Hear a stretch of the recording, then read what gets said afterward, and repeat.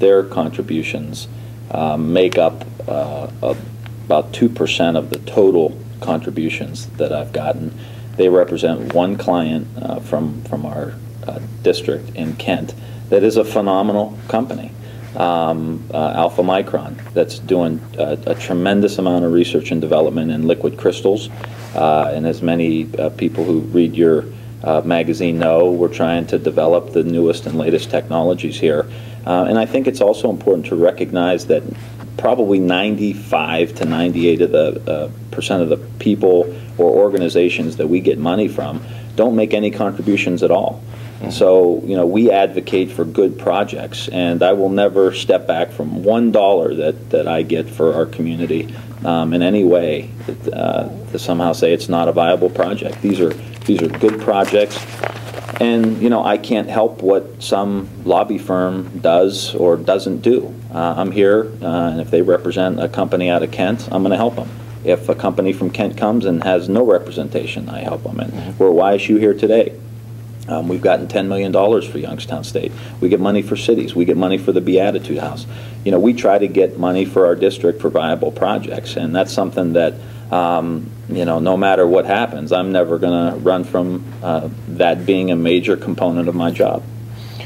And a number of members of Congress said that you're going to return any contributions from this PMA group. Are you willing to do that as well? If there's any wrongdoing, I'd be happy to return it. I don't want any money that somehow was ill-gotten, you know, and have really no need for it. I mean, this is just a company that has made contributions, but if somehow they're ill-gotten, I'll give them right back. You know, I don't need anybody's money, especially their money if it's somehow ill-gotten, and am totally prepared to give it back, all of it.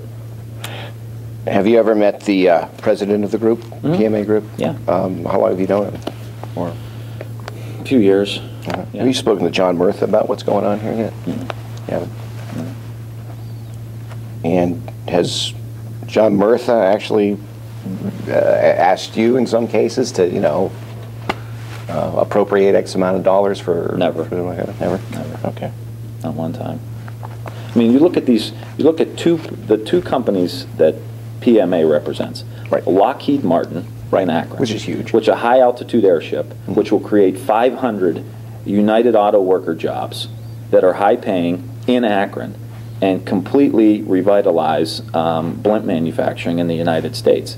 And this high-altitude airship, which will provide a lot of different opportunities in homeland security, emergency response, defense, illegal immigration. I mean, transformational.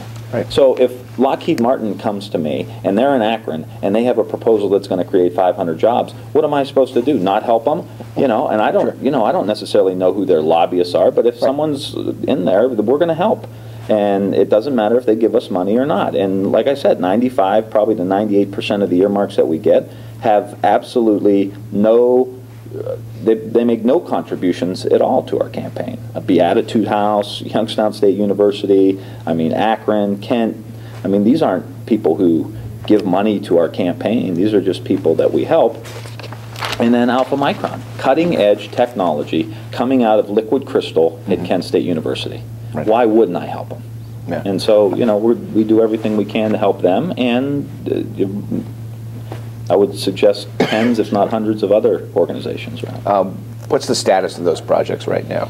I mean, with the high-altitude airship project, where does that stand? Well, here's a perfect example. The high-altitude airship is something that started off as an earmark, and now the Department of Army is putting in the request. So there will be no more earmarks from me or anybody else. It will now be requested by the Department of the Army to fund the high-altitude airship. And that's exactly what these projects are all about. They're about a member of Congress maybe seeing something that the bureaucracy in the Pentagon, Defense Department, or some other bureaucracy doesn't see, and says, you know what, this may work better this way. And that's what happened with the high-altitude airship. So we fought really hard for that, to get earmarks for the high-altitude airship, and to confirm our initial beliefs that this is a good project. Now the Department of Army is making the request within the Department of Defense, within their own budget, that they want these high altitude airships.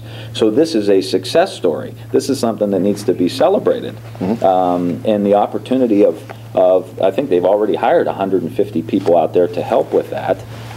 We'd have to check with the officials over there, but with the potential of up to 500 UAW jobs in Akron in a time when the auto industry is laying people off, I think that's a pretty significant investment. And to, 3 or 4 years ago, this wasn't a popular thing within the Pentagon. Now they're asking for the program to be funded because they saw the merits of the program. So, this is exactly how I think the system is supposed to work. How often do you get pitches from lobbyists coming into your office? And is it every day? Every day. Week? Every day. I was at the food bank this morning. They were asking, for help. I'm at YSU. They're asking for help. Well, I mean, paid lobbyists in Washington D.C. walking into your office, is it almost a daily affair? Would you say? No, I mean they come in and out. I mean, you're a high. But I don't know. Like, I don't ask are you a paid lobbyist. I mean, right. Our door is open. They come into our office. We listen to what their needs are and evaluate it accordingly. And if it's not a project that is going to create jobs in our district or somehow raise the quality of life, whether through food banks or bike trails or whatever the case may be, we don't help them. But if they are going to increase the research capacity somehow in our district, if they're going to create jobs in our district, if they're going to increase the quality of life in our district, we're going to go to the mat for you. And I make no apologies about that.